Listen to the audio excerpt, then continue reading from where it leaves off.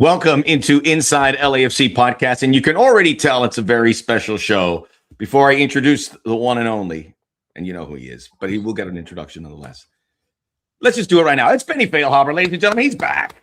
Benny, how are we doing? Yeah, it's good to be back, Max. I missed you guys here on the podcast, and exciting 2026 ahead of us. So it's good to be back.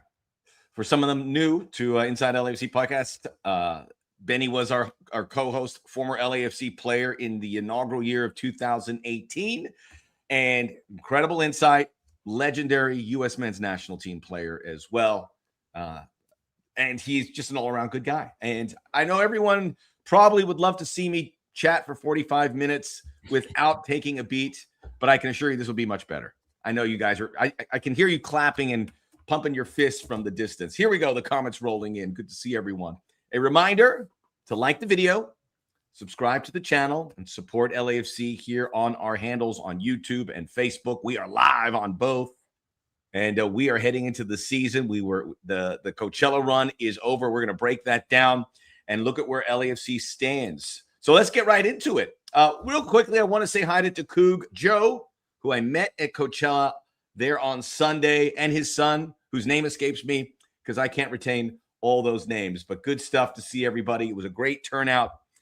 And have you been, was it a Coachella tournament around in 2018? Have you ever participated in that? I don't think Coachella, it was either, we were always doing preseason in Phoenix or in Tucson. Those were the main places. I think Coachella was coming around right as I was about to retire. I'm not sure what the first year was, so I never got to play in Coachella. I think it was 2019, and I believe there was like the worst Santa Ana winds, and there was video of the ball just flying everywhere, and they couldn't play. So it was a different story. That reminds me of youth soccer back in California when we used to play in Lancaster and Palmdale. It was always windy back there. But that's kind of your neck of the woods where you lived last time you were in LA. You're in Rancho Cucamonga, not too far from the mountains. The 909, the Inland Empire. It was good times. You remember I took the train in every day to practice. Scooter. Wild ride. Yep. I still got that scooter. He took the train to the station, and then he took the scooter to training. That's right.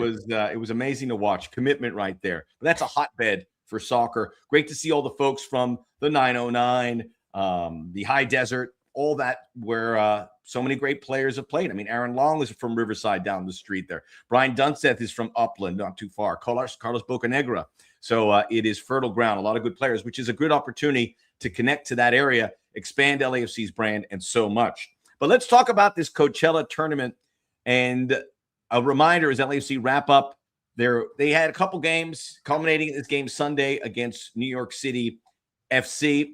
It was a rotated squad. They played a lot of the younger players there in the first half there. Then the heavy hitters came in, and you certainly can see the difference there. But LAFC casting a wide net with this roster, getting a look at a lot of guys. You played in year one as Marc Dos Santos was an assistant. He is heading for this first season. Take us in there, knowing what that relationship is like. What is he looking to do? What have you seen about how he is creating this? He's got head coaching experience, but this is LAFC. This is the biggest job in Major League Soccer. Yeah, look, Mark is an awesome guy, first and foremost, and I think the players are going to really enjoy playing for him. He's very even keel. He has an incredible relationship with the players that he's worked with. And I think he has a really good idea of what he wants. He has a very clear-cut idea of what he wants. I think he has the group that he's able to do that with.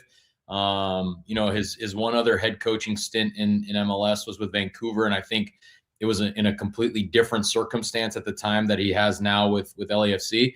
So it'll be really interesting to see what he can do with the players that he has available to him. There's been a lot of conversation about maybe something a little bit different than what we were used to under Steve Cherundolo.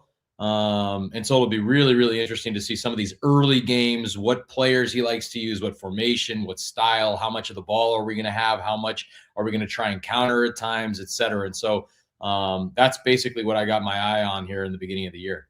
That's a lot on his plate. There's a lot going on. Yeah, but let's be honest. I think we'd all take the roster that he has right now available to him. It's a very high quality roster. It's a roster that gives you an opportunity to win championships every single year.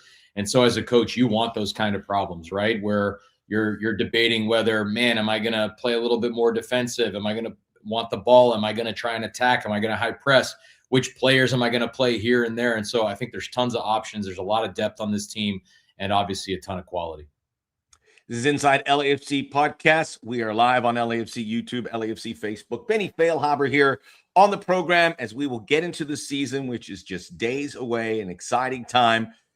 It bears off to be patient. LAFC building this roster to prepare for two big competitions right out of the jump. That massive game against Inter Miami on February 21st, CONCACAF Champions Cup a few days before that, heading off to Honduras, and we'll see where it goes. I saw a question, Marvin, do you guys think we can finally win the CONCACAF Champions Cup? They have a really good shot. I know the writers of MLS, we talked about it last week, listed the 9, and we saw San Diego FC, and the Liga MX team's off to a bit of a slow start, but that certainly could change.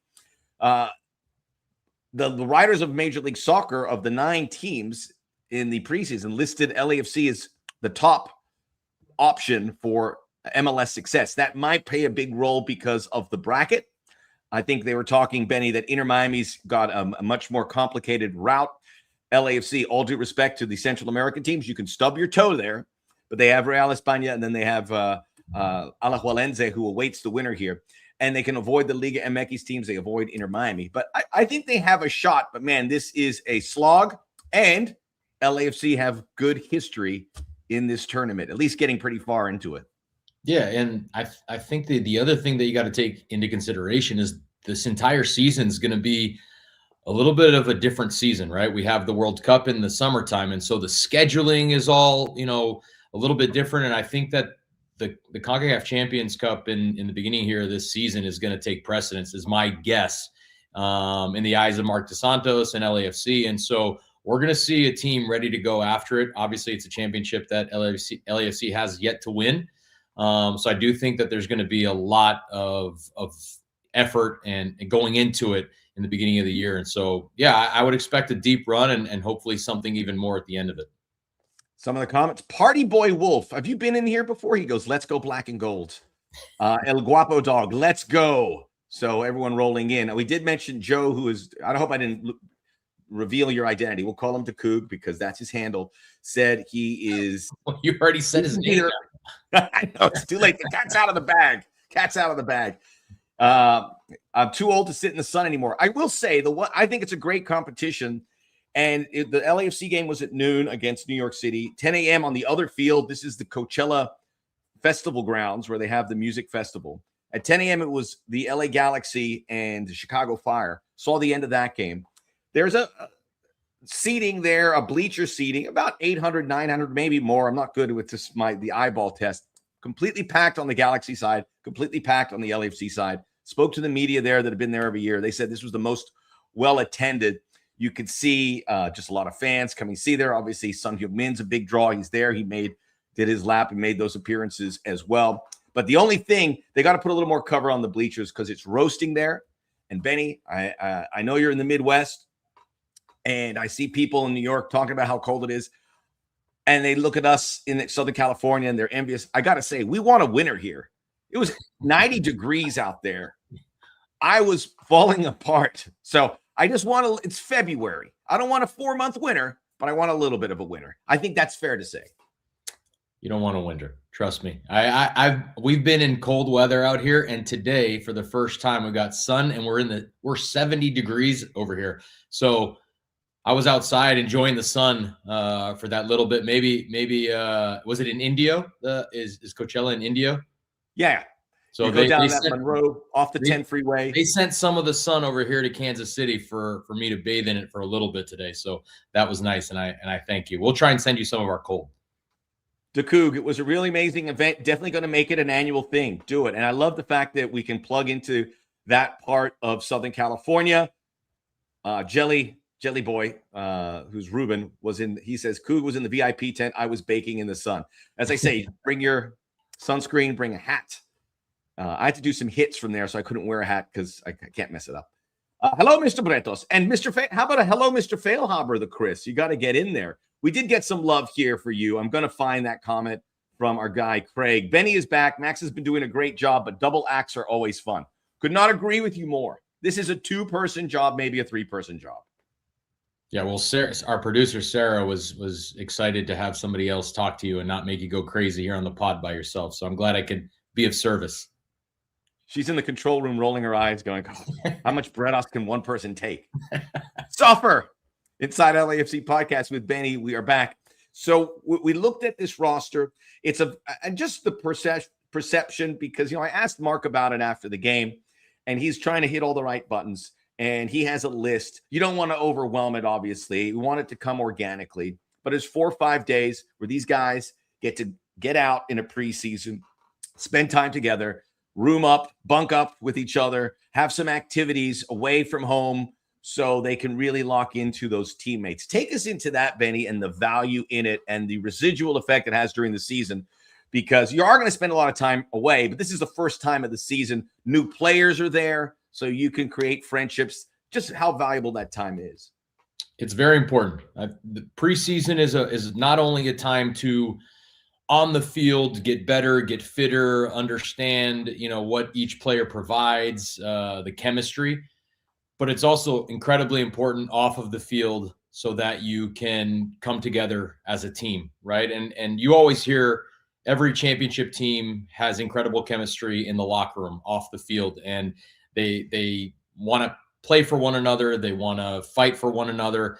And you build a ton of that in preseason. And the ability that LAFC, if they're going to have the majority of their preseason locally, the ability to go and stay in a hotel and bunk together. I don't know if everybody rooms together anymore in MLS ever since COVID, but you do stay connected to your team. You go to dinner together. You get to know people a little bit better, more intensely, I think, than just seeing each other at training every day during the season. And it does, I think, pay dividends later on in the year when inevitably every team goes through struggles and difficulties. And, when you're not winning, these are the relationships that you need on the field to kind of dig yourself out and continue forward. And so I do think it's an incredibly important time, especially with a new coach at the helm, to kind of everybody understand what the season's going to look like, what the coaching staff's going to be expecting from the players, and obviously the players themselves integrating with one another. Inside LAFC podcast, it's Benny Feilhaber joining us. Like the video, subscribe to the channel so we get ready for the season. We want this to be how you start every week. We're very excited. And after many years building this, we are where we want to be, but you're a big part of it. Leave your comments in the section. Party Boy Wolf says he's never missed an Inside LAFC. Chef's kiss, my friend. Some of the players that played, it was available on LAFC's YouTube locally on Fox 11 Plus as well. Lorenzo did a great job yesterday. Been a year since I saw him on the pitch. Lorenzo Della Valle, who has been injury-riddled, started the game, was physical. I gave him a big embrace afterwards. I was so happy for him. And he was a high-end defender before the injuries. Can he get up there again? It's going to be a long journey. But the fact that the coaches put him in there and have given him a pathway. We're going to talk about the roster here a little bit, but that was a great sign. Good call on that as well. Thomas Hasal did an excellent job back there. He was busy too. I mean, the defense, a few chances, but that's what you want in preseason, right? You want to be tested. You don't want to be sitting there as a goalkeeper in the back. Hasal made a couple of big saves, before the eventual first goal, and it's important. I mean, Lloris is obviously the number one starter, but you never know what's going to happen. It's one position, it's one player, so you want to have guys behind him that push him, and the team has confidence in. And it's good to see Hasal get some early action, like you said, some shots, even though you'd like to take less shots and not concede. But it's also good to get that practice in preseason. So it was a good performance from them. The final score, and they really don't matter in preseason. I mean, Brenny can tell you that, was 1-1. Denny Bouanga scored the goal right when he came on. There was a really nice moment because David Martinez set him up. Denny had this incredible finish. If you saw the game, many of you here, I'm probably sure you did. And then he went over and embraced David. It was a nice moment. Denny was having a great time out there. I think everyone was. The guys that weren't playing were in the corner. Everyone was there. Sonny, the new signings, and that's why this is such a valuable practice. So very good to see all of that click. I would also say something that stood out throughout the preseason is young players getting a chance, and we'll go through them. It's Jude Terry. I know you have some interesting thoughts on the crown jewel of this LAFC academy. We include Nathan Ordaz and David Martinez, although they've been there for a little bit. They're like old men in comparison. Matty Evans, to me, has been the revelation so far. He is playing with confidence. He's almost scored a goal in most of these preseason games. Now he's got to score the goal. And he also scored a goal in the Canada-Guatemala game where he played for Guatemala. So he's on a heater, as they like to say. And then Marius Ayanero, 17-year-old forward, doing the hold-up play, raw, but they like him a lot. How do you reflect off the young players in this kind of circumstance, Benny, where they're eager, they got to be patient, but this is a good opportunity to show what they can do? These are opportunities, like you said. These are opportunities for them to show Mark what they can provide. And the number one thing that you want to do as a young player coming into a team is instill confidence in your coach. That's it. It doesn't matter if you do that by scoring a goal, by making a tackle that prevents a counter. Sometimes even an intelligent play that has nothing to do with just pure soccer, right? Like taking a yellow card and taking a quick free kick or throwing, et cetera. And so I do think that a lot of these players have done a really good job for themselves in these preseason games. Quite a few of them I know pretty well because I watched a ton of LAFC 2 games. And so, not surprising that they've come out and done well. Jude Terry is a guy that I really admire the way that he plays. He always wants the ball, and you kind of saw that, right? He didn't hide in this game. He wanted the ball still. He tries to make the same types of passes with the first team as he does with the second team. Matty Evans has a good shot from distance. He takes advantage of his opportunities. You don't score until you shoot, right? And so he's taking those chances, and it's good to see guys that feel confident and comfortable in moments like this to then hopefully Mark Dos Santos gives them a chance in a real game in a few weeks or in a few months or whenever that time may be. But I think it's a real positive, start to the careers of these guys on the first team now. I spoke to Mark after the Tim game, and he says the idea is to empower them and give them those chances. We shall see. This is going to be a tough roster to crack, but the path has been made the way. And I truly believe most of those guys we mentioned on that list are going to play a role, maybe a bigger role collectively. Chris Vernon typing here. Show some love for Jude Terry, the academy product who looked very solid in the first half. He's had a tremendous year. I love him. He has a joie de vivre way about him on the field. He's just very cool. Everything slows down for him. So we're very excited about that. Benny, they had a question. Did you wear number 18 when you were with the team in 2018? No, I can't remember who wore 18. I was number 33 that first year. 33, that's right. 18. Maybe that you were wearing one of the 2018 jerseys to show it was year one and it was on the back. So there you go. It was 33. Why 33? Well, for one, Carlos took 10. So that scoundrel. No, true story. I called Carlos because Carlos, when I signed, I was one of the first people to sign, but not the first, right? So Carlos, I think, was the first, or maybe a couple other guys before that, but Carlos was the first big name, obviously. And Carlos had always been number 11 his whole career, right? And so when I got signed, somebody asked me, I think, our old equipment manager, what number do you want? And I said, is 10 still available? And he said, no, I think Carlos is going to take it. I'm like, really? He's always been 11. So I reached out to Carlos and I said, hey, are you going to be 10 or 11? He said 10. I'm like, are you sure? He's like, yeah. I'm like, all right. So I'm out of 10's gone. And then me and Beta Shore both had 33 at some previous time in our careers. And so Beta wanted the 33. And I said, come on, dude, you're a defender and you need to get a better number for you. Like 3 is a better number as a defender than 33. And I conned him into giving me 33. So shout out to Beta, who has been a friend of the pod as well. We'll see. He's now on the Toronto FC staff. Beta's got he's in a good spot. They had a great offseason. Toronto FC, very ambitious. So we shall see. Inside LAFC podcast, Benny Feilhaber on the show. Like the video, subscribe to the channel. Some interesting questions here for you, Benny. Well, one from Cal Do Hernandez. When will we see Jacob Schaffelberg play? Ooh, it's one of my favorite players in MLS. Why? Because he doesn't stop running. That's good. We like that. I've come to appreciate something that I didn't as much as a player when I was younger. You always tend to look at, I think maybe the less tactical side when you're younger, and you think about what can people do with the ball and whatnot. Later in my career, especially with the position that I played, I wanted guys that ran off the ball that I could play to. I could never run, but I can make the pass. And so, look, as a coach, you love guys that can make the off the ball movement and make incredible runs in behind. And Schaffelberg is a guy that does that. He runs nonstop. He's always a bother to the defense. It's kind of like what Denny does with the ball, Schaffelberg does without the ball. And so he's a player that I've always enjoyed watching at Nashville, on the Canadian national team, and I think it's a really shrewd pickup for LAFC. He did have some groin surgery in January. That was announced by the club, and I think they said 6-8 weeks. So he's not going to be ready for the beginning of the season, but he should be, let's say, well, we don't want to speculate, but maybe a few weeks in. But he's ready to go, always around the team. And you heard it from Benny, a valuable person. And I'm going to tell you now about the depth. We're going to talk about LAFC depth, that they can absorb a couple of these players not being ready from the top of the season with what they have done. Really quickly, Caldo wanted to say, who does Benny Feilhaber see a bit of himself in the midfield? I imagine for LAFC. Loved watching him play at Sporting KC. Do you see Benny?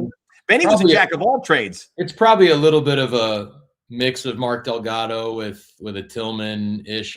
I think I was a little bit less defensive than probably both those guys, and a little bit more offensive, but something mixed in like that, I guess. It was a different midfield back then, right? We played with, it was me, Lee Wynn, who's also very attack-minded.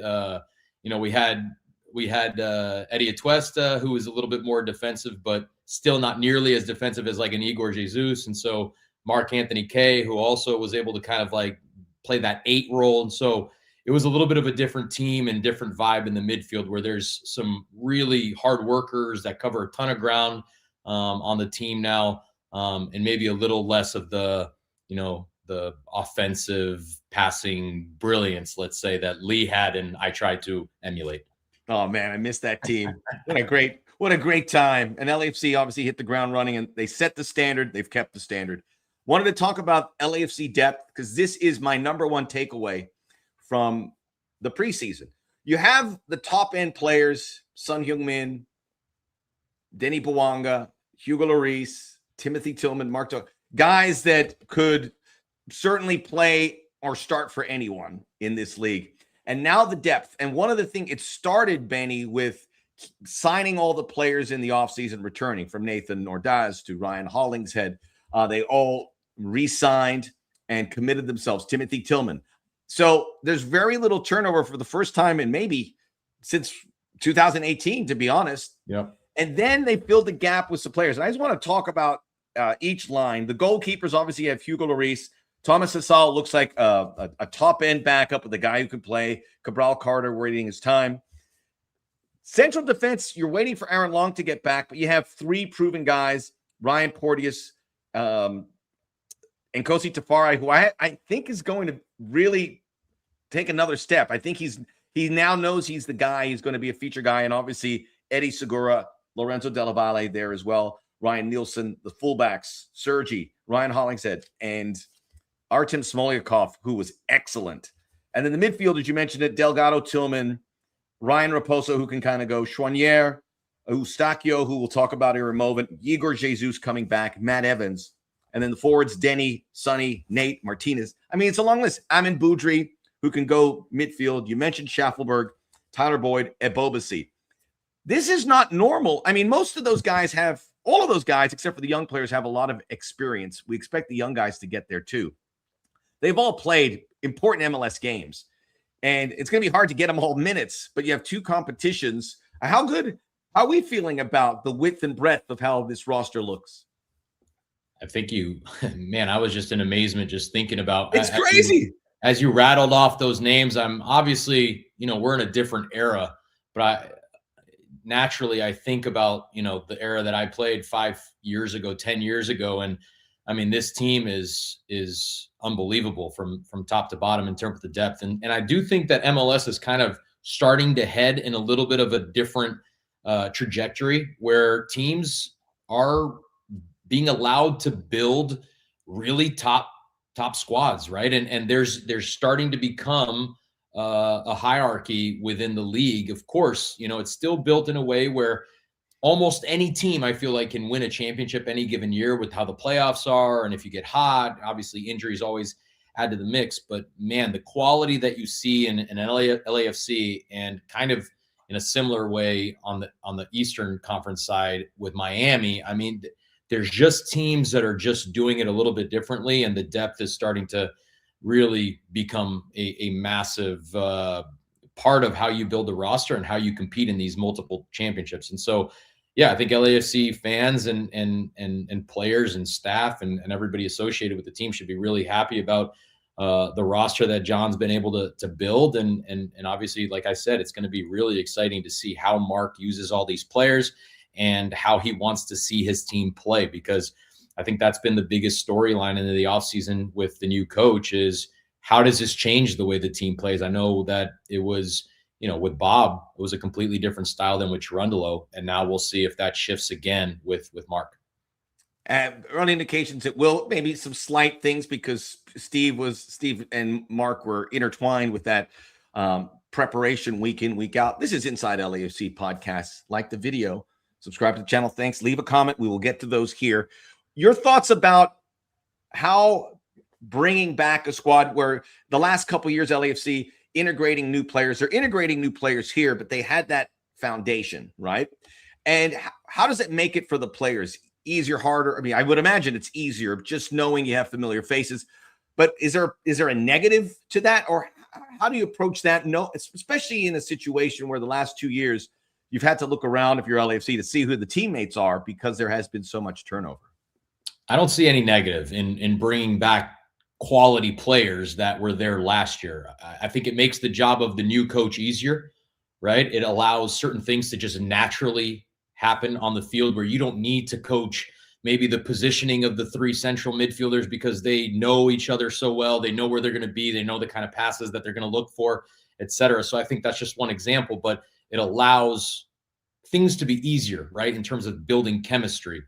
And I think the other thing that LAFC has always, since the first year, done such a phenomenal job at is when they bring new players, like what we talked about, Eustaquio, right? They bring them in on loan with the ability to see how well they integrate with the team, how good are they within the system, and how do they fit into the league. And then they can make the ultimate decision whether it's somebody that they want to maintain, retain, or, loan back out, or the loan expires. And so I think some of the players that have come in, they've been able to do that. And so it'll be interesting to see how they line up with the rest of the squad. But the fact that the team, I don't know what the percentage of players that are coming back, but 60-70% of the players, and maybe even higher in terms of the starting 11 or, the core, I think it's going to, bode really well for how quickly they hit the ground running. Yeah, and it's coming up. And we'll try and project the starting 11 next week with Benny to see what that would look like. But I would imagine it's going to look very similar to a team that ended last season. And you have the benefit of doing that. And I think it's going to help this team a lot. Question here about David Martinez. What does he need to do to overcome this season to break out? Let's just get into the eye of it hasn't hit the spots his first couple of years here. He's having a good preseason. I mentioned the embrace with Denny Bwanga. His teammates love him. They want him to do best. Just get your head into a young player who has the talent to match it everywhere else so that that talent can come bubbling to the surface.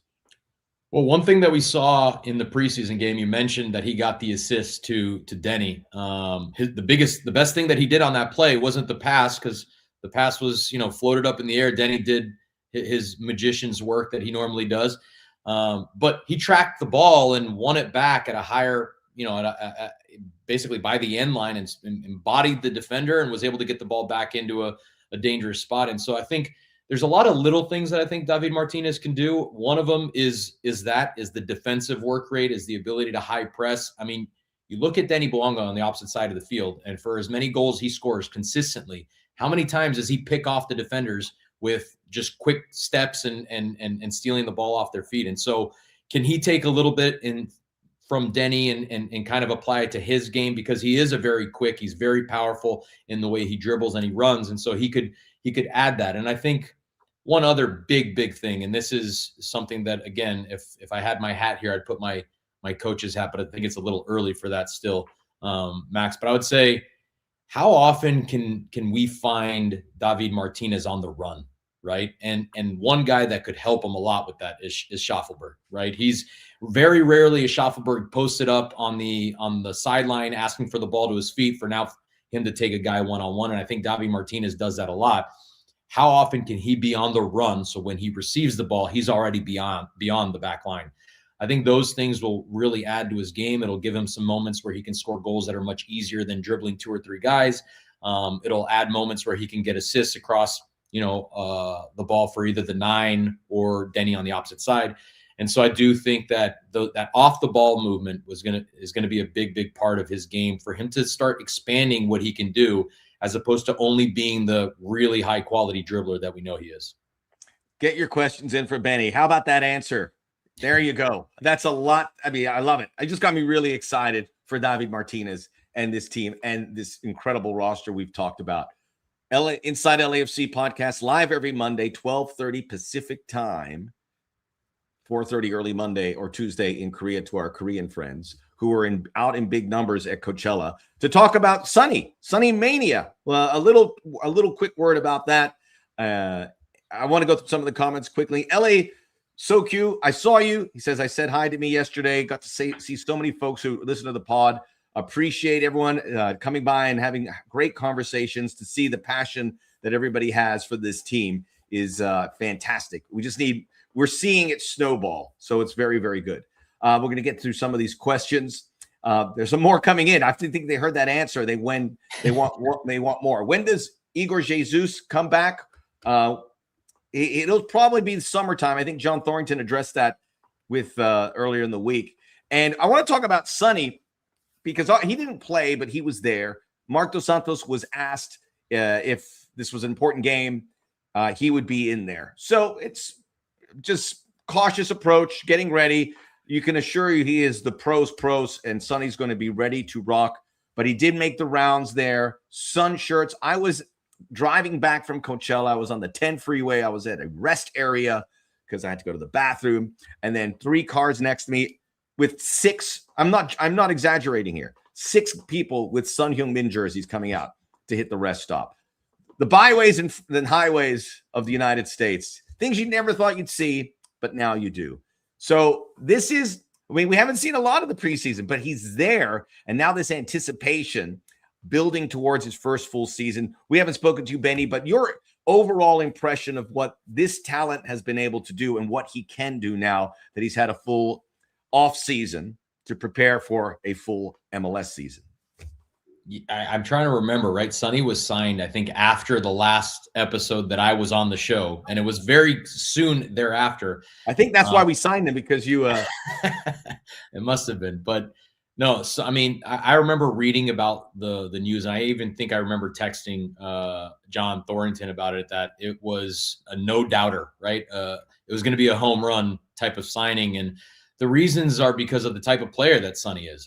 Sonny is, like you said, one, he's a pros pro, has always been that. And I think that's the one thing that you're looking for when you bring a DP into MLS. You want to make sure that he's going to elevate the level of every other player around him. I think that's important outside of the quality that he brings onto the field. And so Sonny does that to the nth degree. And then I think the big thing about Sonny is that he's extremely athletic, right? He's a little bit older, but he's still extremely athletic. He can run by anybody. He can create things on his own. And I think that for a really long time, the 9 that LAFC has always had isn't a guy that creates on his own, right? I think if I remember back to my day, the only guy I remember that really did that was Dio, right? Diamande, a long time ago, where he was able to do some things on his own. And so I think it's great to have a guy in the 9 position that is able to kind of drive at people, run in behind at times, dribble people, and create maybe 2-on-1s for Denny Bouanga, so he doesn't have to, carry the load. And obviously we saw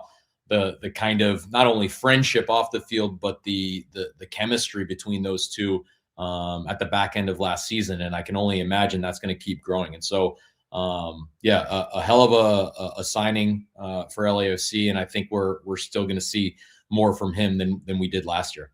I agree, and he's he's really integrated with this team. It's not Sonny here. I mean, he's always around the guys. I can see him. He's already built a relationship with the new players that were there. He's already very comfortable around them. I mean, it feels like that should take a little bit longer. It's just my optics, and who knows how accurate those are these days. But from what I see, it looks pretty good as a teammate, and how much they respect and like him, and how he reciprocates it. Soccer USA, you asked that question about David. I love this show. Great response from Benny. Thanks, Max. I'm taking all the credit for that. Hey, Juan Vargas, Battle of the Guapos on the pod today. So we're the good-looking pairing. Oh, I appreciate it. Okay. Oh, sorry. I'm going to bring my glasses next time though, so we can. The glasses are the bane of my existence right now. But it's a unique Juan did stick up for my. I had one of our listeners take a shot at my hairline, and Juan came through and defended me, so I appreciate that. I mean, the hairline looks good, man. You've had that hair since you called my goal in 2007, so. Still, it was a little thicker. It was a little thicker. Buwanga will play alongside the president. All right. Well, great. As we go on, we'll go through these questions. Everyone's happy to see Juan Vargas in there. How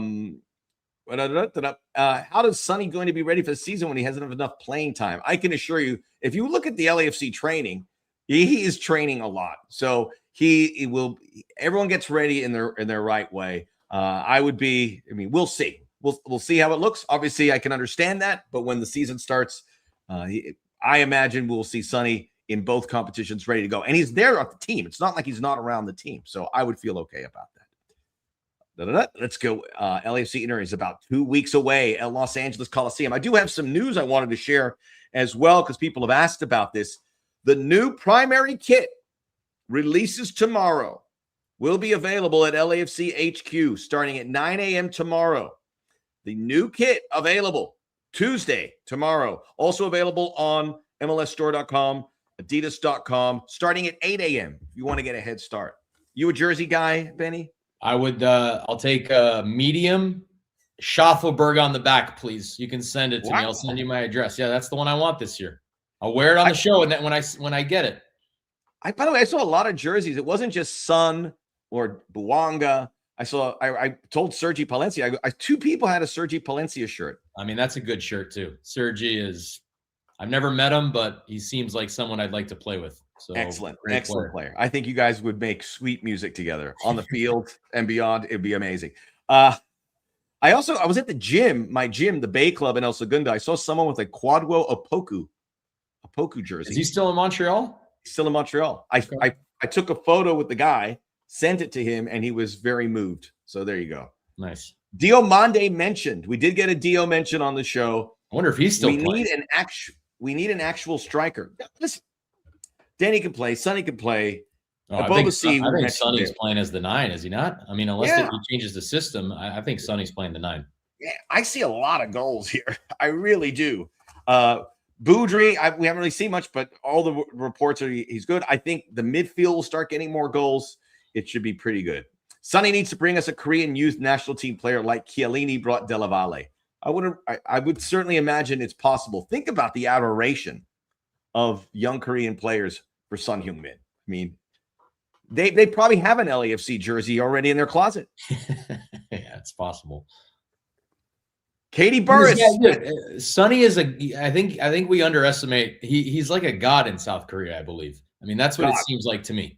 And in parts of London. Sure. Well, certain parts only, right? Certain parts. North, east, or north. Yeah. Anyway, I have to get my map out.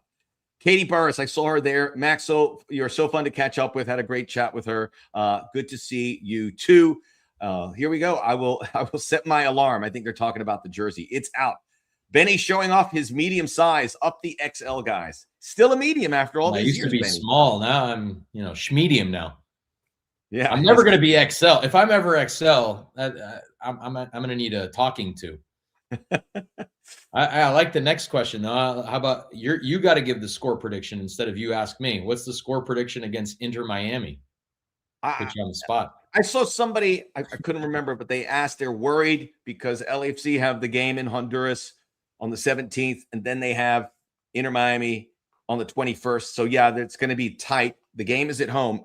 Inter Miami do not have an opening game in CONCACAF Champions Cup. but I would think they'd want one. So I think the game actually helps LAFC playing at home with all that team coming back, Benny. I think LAFC wins it 2-1.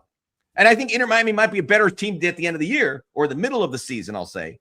But right now, I like LAFC as long as everyone's ready to go. I'm not going to give my prediction because we're always going to be wrong with predictions. But I will say this: we're going to see a Bouanga goal, a Sonny goal, and a Messi goal. Commissioner Garber will be very happy. As will the thrilled. MLS front office. Inside LAFC podcast. It's a loaded show today. Like the video, subscribe. It's loaded. We're 40 minutes deep, and we're just talking about the newest edition. Steven Eustáquio is black and gold.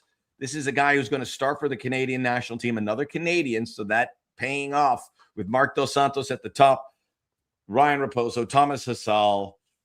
I shouldn't do this counting off thing because it's crazy. Mathieu Choinière, Jacob Schaffelberg. We are Canada's team, and I've seen the Canadian media get really excited. So this is a loan. It could be extended, and they are looking for him unofficially. You know, Igor Jesus and him play a similar position, although Eustáquio can play some 8. He's got some goal scoring in him, but he was playing at Porto, didn't play a lot recently, but he is coming here to get games with the idea on the World Cup. And it could last beyond the summer, but at least in that stretch where they want someone who can play that 6, he could be in the starting 11 very quickly into the season. And what I have seen of him, and I know what you have seen of him, this is just a really savvy move. This is a move that very few, if any, clubs other than LAFC are doing it. Inter Miami's not doing these loans, a couple, but not like LAFC did, where they had 4 or 5 guys last season, and in different areas were able to fix it. But this, I've talked to folks around the league. Everyone loves it, and I love it. Yeah, it goes back to what we talked about, right? I think the ability for LAFC to bring high-quality players on loan because, look, 1, MLS is a very difficult league to play in. 2, the quality of the league is always rising. And so even if you have really high-quality players that you want to bring into the league, you just never really know if they're going to pan out. And so the ability to bring a high quality player in on loan for 6 months, see how they fit in. Does he have the quality to be, a great player within the team? 100%, but it's not guaranteed. So it'll be exciting to watch him play, exciting to see how they utilize him in that really crowded midfield, I think. And so it's just going to have a lot of competition, and we'll see who comes out on top. The other side of this, if he's lights out and great, then Porto's going to come back and go, Yeah. That's how soccer. I just love the fact that he's here. This is a very important start to the season. And you could see the intentions for LAFC by putting a roster like this together. It's very good. Ant, who asked for the prediction, says it's 3-2. I imagine on behalf of LAFC. DeCoog, Dio played for Forte Virtus in the United Arab Emirates as of 25-26. There you go. They're still playing, Benny. Still playing. Good for him. 2 DPs. Yeah, they're 2 DPs, but 4 under 22s. Someone mentioned how good Artem Smolyakov looked. He played a couple beautiful crosses. He's one of the 3 fullbacks, but I think there's Tyler Boyd's also there. Jacob Schaffelberg. Maybe those guys can come a little deeper, especially the way they run, that they could play some fullback in a pinch, potentially. Here we go. Big ups to the Trojans. USC, LAFC is going to be playing there in the February 21st at the Coliseum. Big up to the Trojans and San Clemente's own Sam Darnold winning the Super Bowl. San Clemente. You ever been down there? Surf City. I've gone to the beach there before. You went to the water. I would never go in the water there. You have to be like back in the high school days when your body doesn't have the same feeling as when you're a grown adult. It doesn't make you burn and freeze. I don't know. Nowadays I would never get in, but back then I would have my wetsuit, go in there, bodyboard and all that kind of stuff. It was, I don't know, managed to do it. It's like my kids nowadays. They go out in like 30-degree weather and they're wearing t-shirts. And so, you don't have your sensitivity yet, but now I wouldn't do it anymore. Crazy stuff. Now LAFC and Inter Miami look like a championship EPL team. Ooh. Also, I would say San Clemente, Fu Manchu, great band from there. Great surfers have come out of San Clemente. It's just a beautiful part of the world. So congratulations to Sam Darnold, Super Bowl winner. Did anyone besides Boyd play that was new? Not really so much. For whatever reasons, they're still, and this is what every MLS club is doing with the signing, the marketplace, the political situations we have here. That's what we're dealing with, but they will be there soon enough. And obviously Schaffelberg would play if not for the surgery that he had. Martinez looks like he is stepping up. I agree, especially fighting for that ball that led to the goal. There you go. Look at that from your lips, Benny. So very good stuff. All right, Benny, you knocked it out of the park. Do want to mention we're here. Season starts next Tuesday, 8 days, when LAFC will travel down to San Pedro Sula to take on Real España, a team they should beat. But we'll preview this next week. But obviously, this is unknown territory. You've never played there, and this is the Super Bowl for Real España. Not only because they're playing LAFC, but a team with Son Heung-min and Denny Bawanga. This is a huge moment, you can assure. And that's what these MLS teams are rolling into. And it's in the history of CONCACAF Champions Cup. It never always goes to plan. And that's an understatement. I do think that this will be a great first game, though, away from home. I don't see Marc Dos Santos playing every single starter this first game. I could be wrong, but I think he'll mix it up a little bit, knowing that there's still the second leg potentially to fix anything that doesn't go perfectly, like you mentioned, and keeping an eye on MLS's first game against Inter Miami at the Coliseum. That's a good point. I think you're spot on about that. Monterrey played Celashu and Guatemala, and they played a rotated team. They ended up 1-1. Obviously, they would like to win that game, but if LAFC gets a point there, they'll be sitting pretty for the second leg. But remember last time they went to Central America, Alajuelense blew the doors off of them down in Costa Rica, and then didn't play as well in the second leg, but who knows? Sure. But ramp up the nerves, man. The games are here. I hope you're excited. Benny Feilhaber, ladies and gentlemen. 8 days till the season starts. I'm excited, Max. Yeah, and you got your pod muscles flowing again. You did excellent. So good stuff. We'll see you again next Monday. We'll see all of you next Monday here on Inside LAFC podcast. Like the video, subscribe to the channel. The jersey, the new jersey, go to LAFC HQ or go to MLSstore.com to get it so you look really nice for the season opener. Benny, we'll see you soon. See you next time.